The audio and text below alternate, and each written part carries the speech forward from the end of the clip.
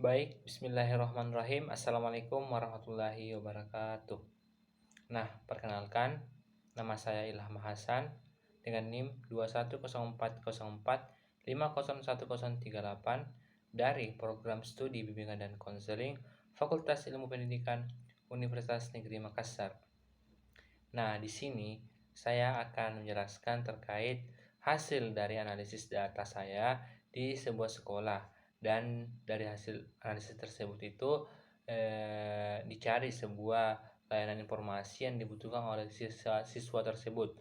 Nah, ini merupakan tugas akhir dari tugas mata kuliah manajemen dan evaluasi bimbingan dan konseling. Nah, untuk itu silakan menyimak video berikut ini. Nah, adapun angket yang saya berikan itu dan saya sebar itu kepada siswa-siswi yang berada di sekolah MAN 1 Majene, yaitu berada di Kabupaten Majene, Sulawesi Barat.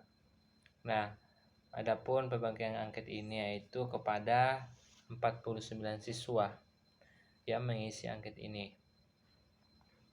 Nah, di mana angket ini merupakan angket kebutuhan yang siswa terkait materi layanan bimbingan dan konseling siswa.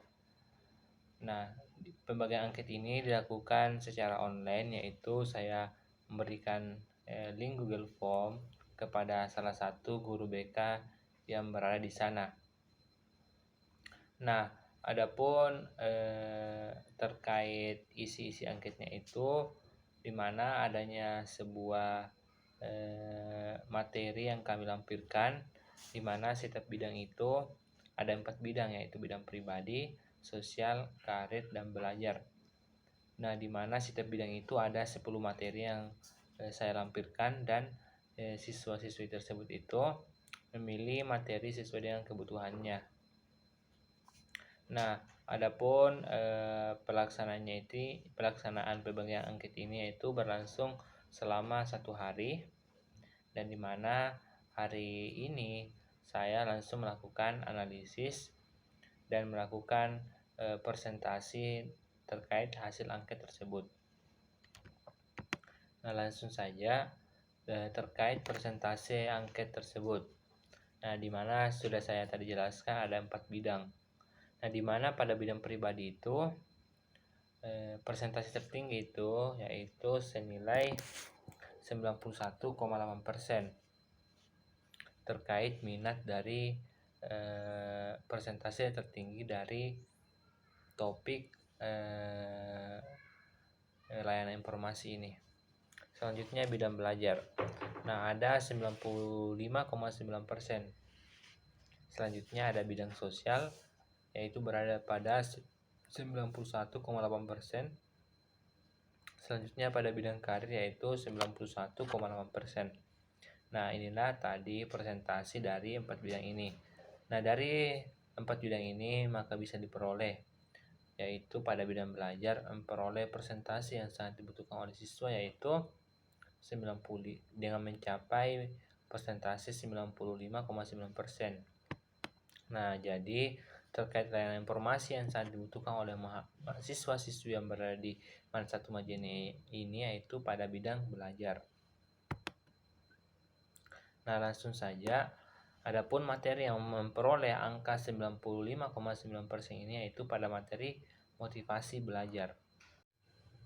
Nah, langsung saja tanpa berlama-lama, di sini saya akan membahas terkait dari materi motivasi belajar. Nah, di mana motivasi belajar ini adalah hasrat yang timbul dalam diri siswa yang menyebabkan terjadinya kegiatan belajar. Dan adanya motivasi belajar ini akan menjamin kelangsungan dari kegiatan belajar dan akan memberikan pada arah kegiatan belajar, sehingga tujuan yang dikehendaki oleh subjek belajar itu dapat tercapai.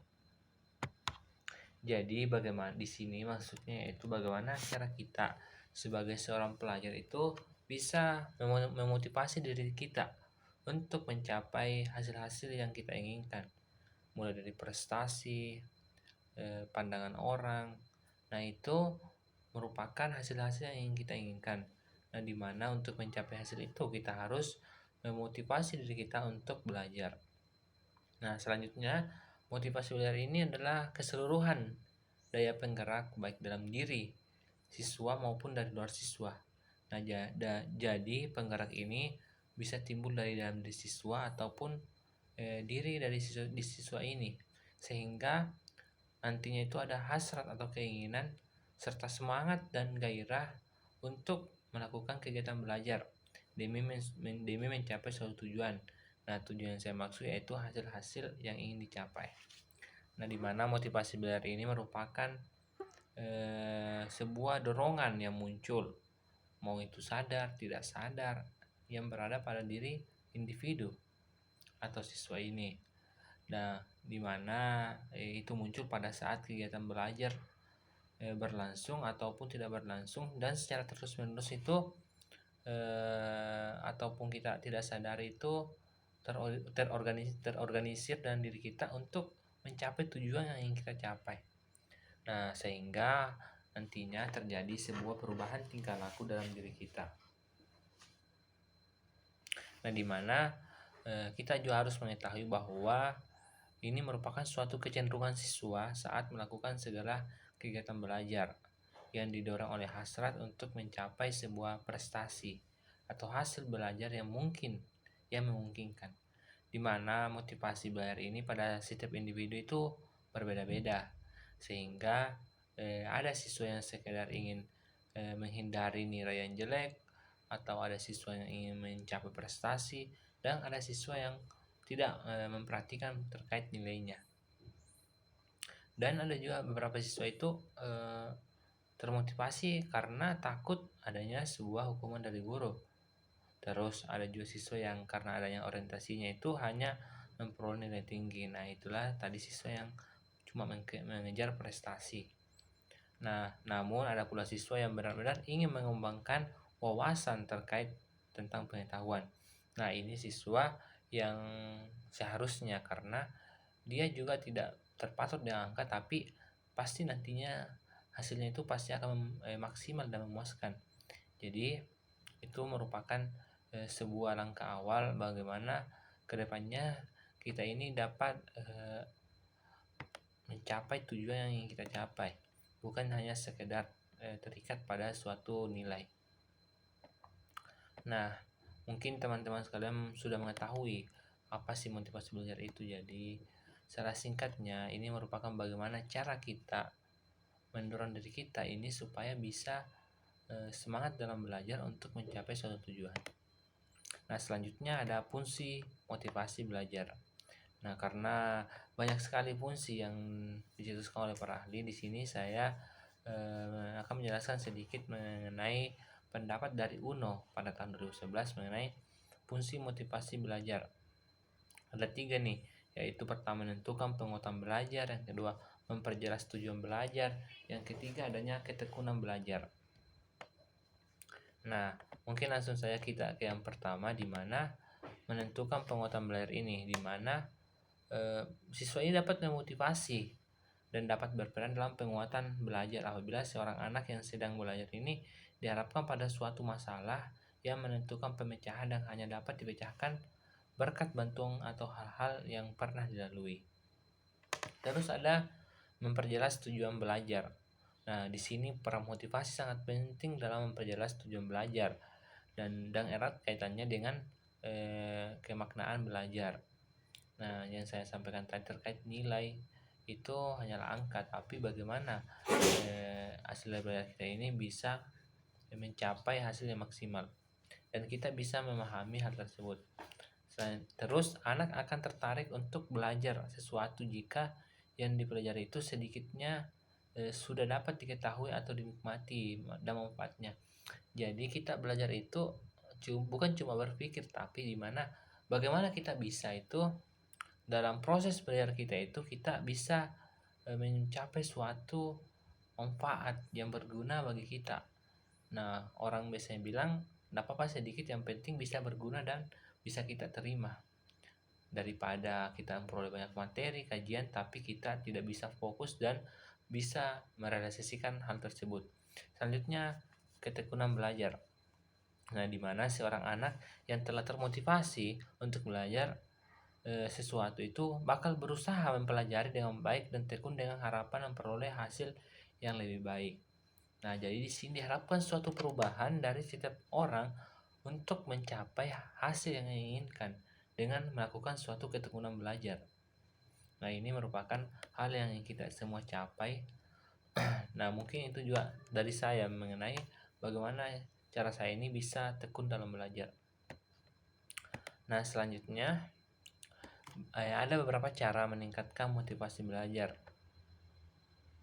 Nah, mungkin langsung saja kita masuk kepada cara yang pertama, yaitu pilih metode belajar yang tepat, di mana guru harus bisa memilih metode yang digunakan untuk meningkatkan motivasi belajar siswa, di mana pemilihan metode ini bisa menjadi tolak ukur apakah siswa merasa jenuh atau antusias dalam kegiatan belajar.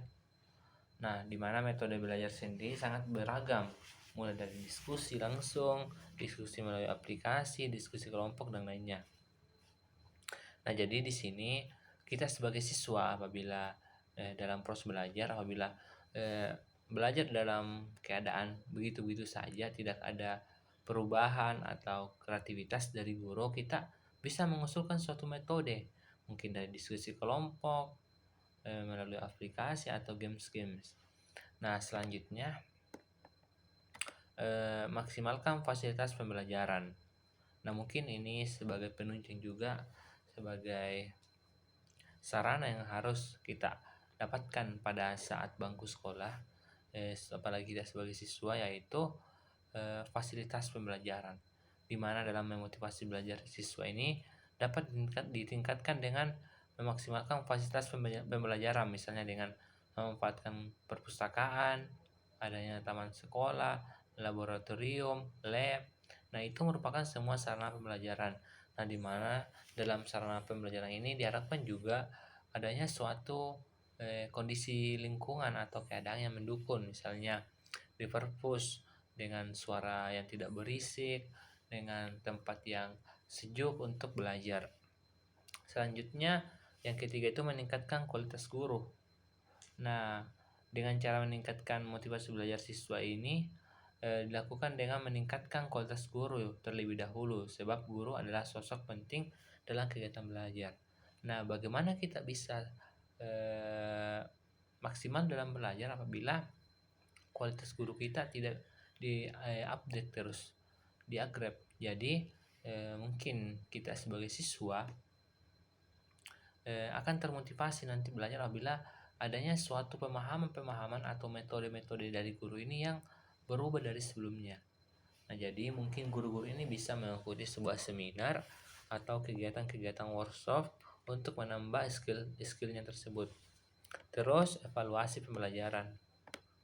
Nah, di mana evaluasi ini sangat penting dalam proses pembelajaran. Siswa ini juga dapat dimotivasi dengan ditingkatkan dengan menciptakan suasana belajar yang menyenangkan. Misalnya guru ini memberikan pujian kepada siswa yang mendapat jawaban yang dapat menjawab pertanyaan, sementara ketika siswa tidak dapat menjawab pertanyaan langsung dimarahi namun dikoreksi. Jadi evaluasi pada saat pembelajaran ini secara tidak langsung berhubungan dengan psikologis seseorang. Jadi apabila dia merasa dihargai, diapresiasi, maka siswa tersebut itu bisa termotivasi untuk belajar. Jadi teman-teman jangan takut salah apabila menjawab pertanyaan, karena guru-guru itu juga mengerti bagaimana cara dia bisa melakukan apresiasi. Terus ciptakan persaingan dan kerjasama. Nah, cara meningkatkan motivasi belajar selanjutnya adalah dengan menciptakan persaingan dan kerjasama antar siswa. Nah, mungkin kita sebagai siswa biasanya mungkin beberapa orang yang melakukan kayak saingan, misalnya ranking 1, 2, dan 3. Biasanya itu berada di 5 besar. Dan yang lainnya ini acuh tak acuh. Jadi, bagaimana cara kita sebagai siswa ini bisa bersaing? Misalnya kita semester sebelumnya ranking 4, kita harus berusaha untuk bisa ranking 1 atau ranking 2. Setidaknya kita tidak mundur dan bisa bertambah. Ya, bagus-bagus masih bisa bertahan. Jadi itu kita harus menciptakan persaingan antar teman kita supaya kita bisa memotivasi semangat belajar kita. Nah, mungkin itu saja terkait dari materi informasi yang saya berikan. Mungkin semoga bermanfaat. Mungkin apabila ada salah kata atau salah ucap dari penyampaian saya dari awal sampai saat ini, saya minta maaf. Mungkin cukup sekian dari saya akhiri dengan ucapan Assalamualaikum warahmatullahi wabarakatuh.